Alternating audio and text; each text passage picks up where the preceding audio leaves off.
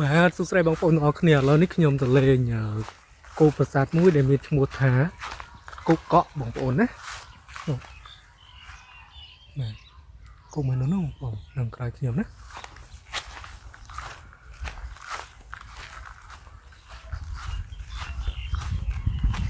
មិនដឹងថា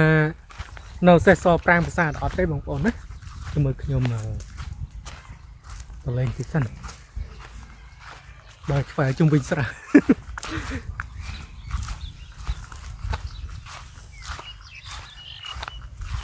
ខ្ញុំដែរបានមកលេងចឹងណាគោកក់នឹងខ្ញុំទៅឆែនៅក្នុង Google Map ទៅឃើញគេដាក់ថាគោកក់ហើយថ្ងៃនេះគឺខ្ញុំមកលេងដោយសារតែខ្ញុំអត់ពីថ្នល់មកណានៅខាងត្បូងភូមិហ៎អត់ពីថ្នល់ឃើញណាគោកក់នឹងឃើញមានកសិនពត់ជំវិញគោកនឹងមើលទៅទំនោរមែនទេណាអាចមានប្រាង្គប្រាសាទនៅសេះសល់គោអ្នកភូមិនេះបងប្អូនណាបាទទំនោរអត់បងប្អូនទំនោរថាមានប្រាសាទអត់អូព្រឹកនេះដល់លេងគឺមិនទៅមាន5ប្រាសាទទេបងប្អូនណា4ប្រាសាទហើយមានតែប្រាសាទគោកប្រាសាទមួយទេដែលនៅសេះសល់ដុំថ្មភក់ជាមួយដុំអត់ហ្នឹងបងប្អូន3ប្រាសាទផ្សេងទៀតគឺនៅសល់តែគោកប្រាសាទទេបាទអូនេះបងប្អូនមានណាបងប្អូនមានអូតាមនឹងមានផ្លូវដែរនេះមានផ្លូវអញ្ចឹងខ្ញុំជិះម៉ូតាមផ្លូវនេះបាទអញ្ចឹងនេះគឺគោកប្រាសាទគោកក់បងប្អូនណាបាទមានចាំខ្ញុំបើកកាមេរ៉ាក្រោយឲ្យបងប្អូនទស្សនាអស់គ្នាបាទដើរមកដល់គឺឃើញមានជើងតម្រមួយបងប្អូនណានេះ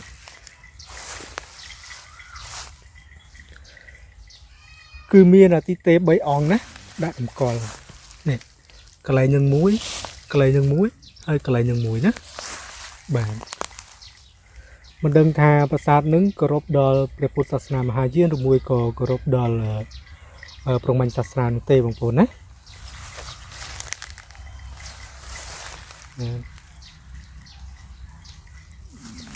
ហើយខាងនេះគឺគ្រឹះថ្ម3គ្រាមបងប្អូនណានៅក្លេចនឹងណាបើសិនជាគោរពដល់ព្រះពុទ្ធសាសនាមហាយាននេះបាទមួយប្រឡោះនឹងគឺលោកេស្វរៈបងប្អូនណាហើយជំនាញខាងជើងនឹងប្រហែលជាប្រាជ្ញាបារមីតាណាសម្រាប់កដានឹងគឺព្រះផៃសច្ចៈគោរពបងប្អូនណានេះនៅកន្លែងហ្នឹងបាទអតិទេព3អង្គណាតែមកខ្ញុំទៅមើលប្រាង្គប្រាសាទសិនបើសិនជាគោរពដល់ព្រហ្មញ្ញសាសនាអតិទេព3អង្គហ្នឹងប្រហែលជាលទ្ធិមួយគឺត្រៃមុរតេបងប្អូនណាមានអតិទេព3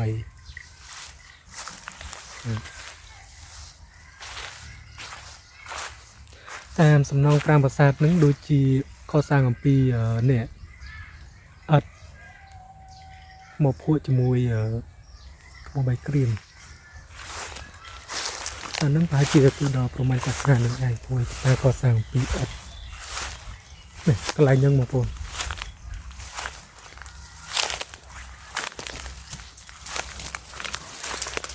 អូនេះអូមានប្រាង្គប្រាសាទមានប្រាង្គប្រាសាទ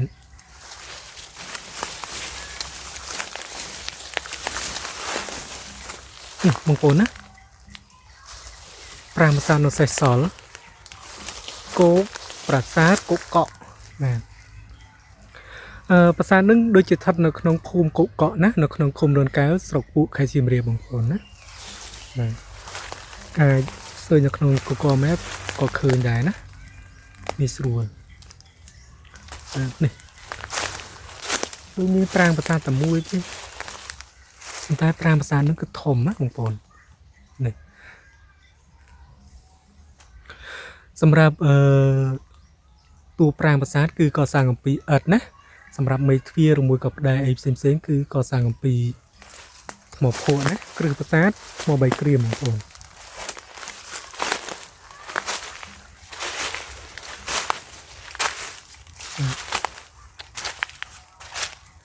ខ្ញុំនឹកស្មានថាមានប្រាង្គប្រាសាទសោះ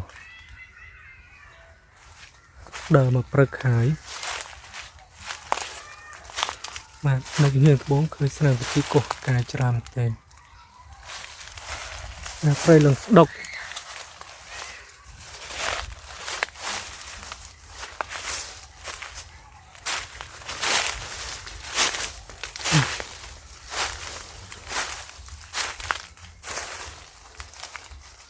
មើលបងប្អូនមើលនេះសុទ្ធតែកំណោងដុំអិតទាំងអស់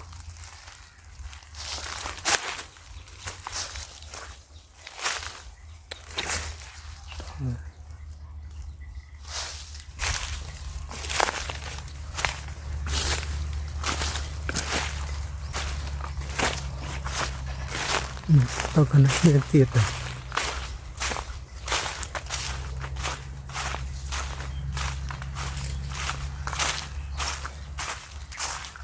បាន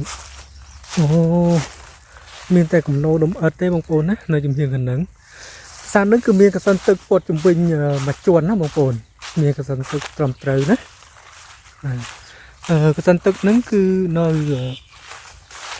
មានទឹកណាបងប្អូនខាងនេះជំនាញត្បូងហើយតត្បូងទៀតគឺវាស្រែណាត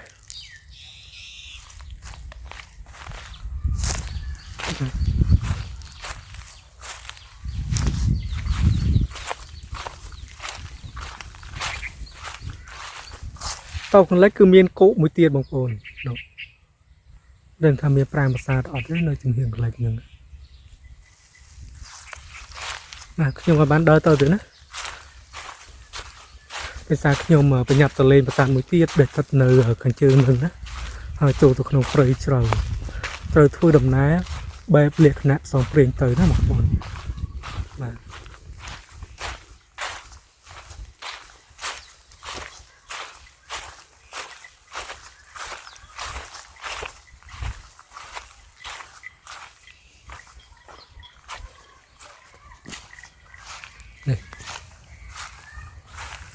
នេះជើងតម្រូវបងប្អូនណា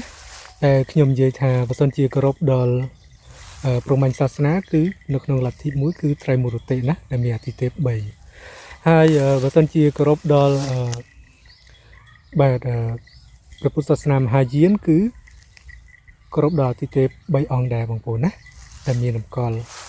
នេះកន្លែងនេះដែលខ្ញុំនិយាយថាជំនាញត្បូងណាបងប្អូននេះយ៉ាងណាខាងឆ្វេងដៃគឺលោកេស្វរៈហើយនៅចំកណ្ដាលគឺព្រាបហៃសច្ចៈគោរុបងប្អូនណា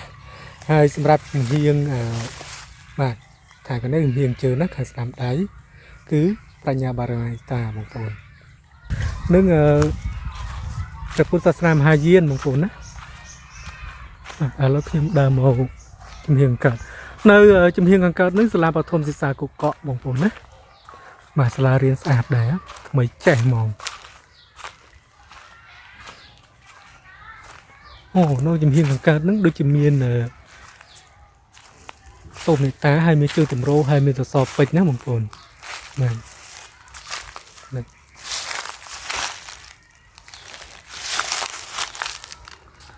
បាទនេះជើងតម្រូវ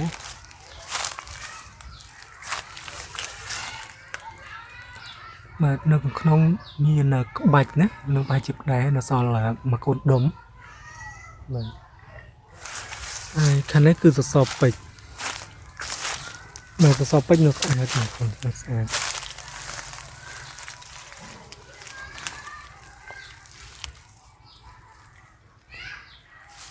មកដើមសមកដើម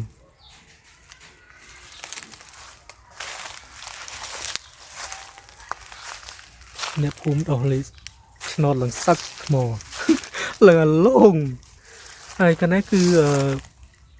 សសរពេជ្រនៅសន្តិចណាសល់ជើងតម្រូវសសរពេជ្រច្រើន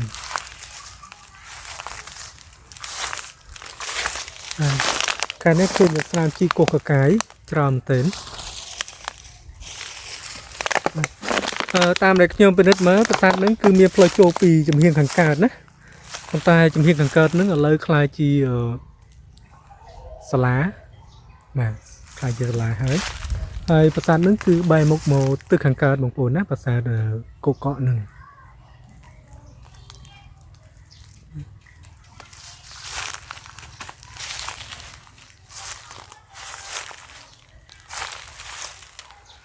នេះផាយជាដើមចំបក់មកដើមធំបាទ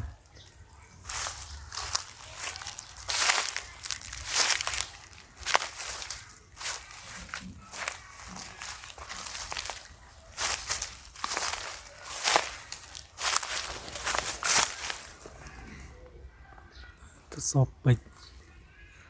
ក្បាច់អាលុបចិត្តអស់ហើយបងប្អូនណាក្បាច់ព្រោះអាយុឆ្នាំអាយុកាលប្រមាណជា1000ឆ្នាំហើយប្រាសាទនឹង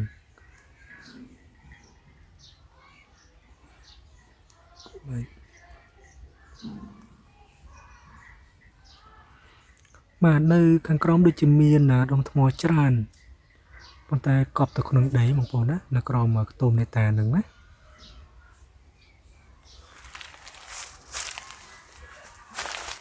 ឥឡូវខ្ញុំមកចូលទៅក្នុងទៀត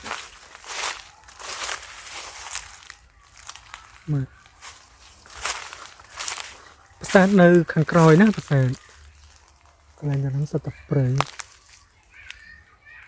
បាទ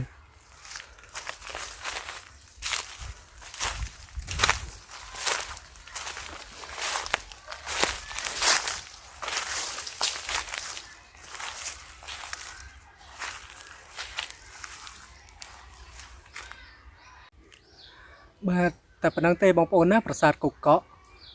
ប្រាសាទហ្នឹងគឺមានប្រាង្គចំនួន1ណាដែលកសាងអំពីឥដ្ឋថ្មភក់ហើយជាមួយថ្មបាយក្រៀមណាសម្រាប់ថ្មបាយក្រៀមគឺគ្រឹះប្រាសាទនៅប្រាសាទកុកកក់ហ្នឹងគឺមានបាទនៅខាងកើតហ្នឹងគឺមានខ្ទមនេតាមួយណានៅក្បែរកុលចំបក់ហើយមានបំណែកថ្មភក់ជាច្រើនណានៅក្បែរបាទនៅក្បែរខ្ទមនេតាហ្នឹងបងប្អូនហើយមានសសរពេជ្រមួយដើមបាទនេះសសរពេជ្រហ្នឹងគឺវែងពេកណាហើយជាង1ម៉ែត្របងប្អូនបាទប៉ុន្តែក្បាច់គឺរបេះចិត្តអស់ណាបងប្អូនបាទនៅពីមុខខ្ទមនេតាហ្នឹងគឺមានជើងតម្រមួយបងប្អូនណាស្នាមអ្នកភូមិដងលេខឆ្នោតលឹងសឹកបាទប៉ុណ្ណឹងហើយបងប្អូនណាអាណិតប្រាសាទគឺបាក់បែកអស់ហើយ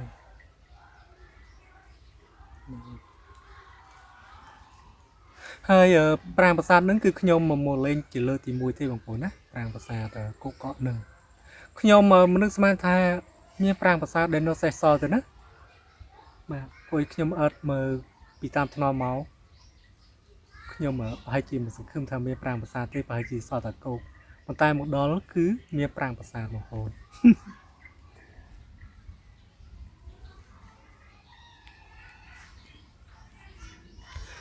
បាទឥឡូវខ្ញុំ